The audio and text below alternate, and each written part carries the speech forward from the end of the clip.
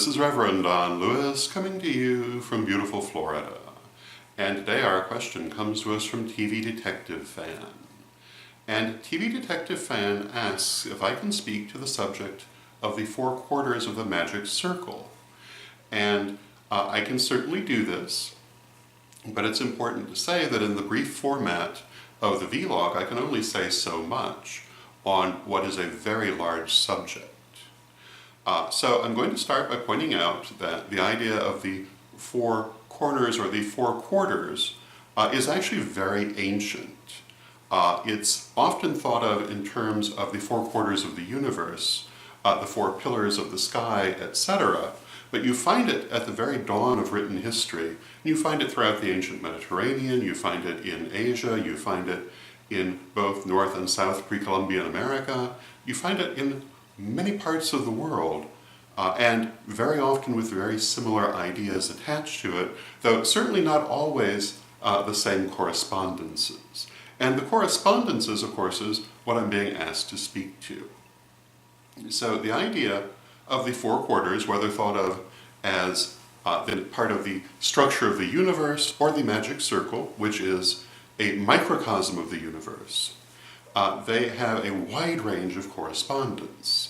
And when I was being taught way back in the 70s, those correspondences were extremely important as a teaching tool.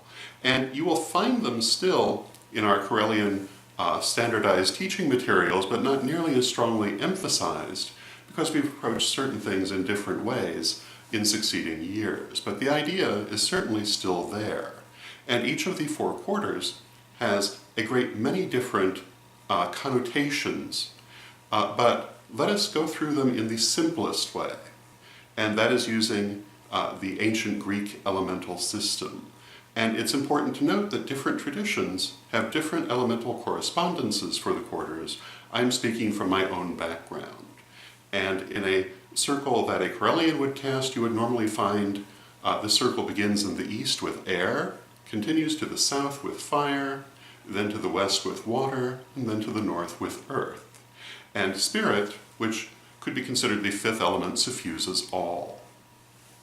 So, each of these has a range of correspondences. Beginning in the east, you have the correspondence to the element of air, but also to the dawn, to the spring, to thought and inspiration and intellect. As you go to the south, you have the primary correspondence of fire, which is also action, which is also passion, which is also focus. To the west you have water, which is also dusk, fall, harvest, emotion, reaction.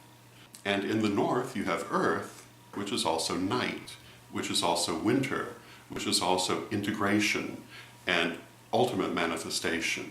So there is a brief rundown of correspondences of the four quarters. And again, generally speaking, the elemental correspondence is the one people most focus on. But in the Corellian tradition, we look at this in a particular way. And the idea of the ancient Greeks was that all things were composed of these four elements, a point of view with which we agree, but we look at the elements as being symbolic of those building blocks of reality. And the primary way in which we would look at it is that air is inspiration, thought, beginning. Fire is action, moving forward, creating. Water is reaction to what has just been created, emotional reaction. And earth is the integration of the action, and it's becoming established in reality. And so we see it as being a process of creation. And we also see this reflected in the creation story from the Vangelo delle Streghe. So we would say that when you cast the magic circle, among other things, you're paying homage to your relationship to all of existence, all forms of life, but also recreating the act of creation through the four quarters of the circle. So this is our Corellian point of view on it, and it's a very brief discussion of the meanings of the quarters, which could be so much longer, and a discussion of the history of the quarters could be so much longer, but it's a short vlog. So I hope you find that helpful, and until next time, may you blessed be. Please join me for our Corellian peace prayer.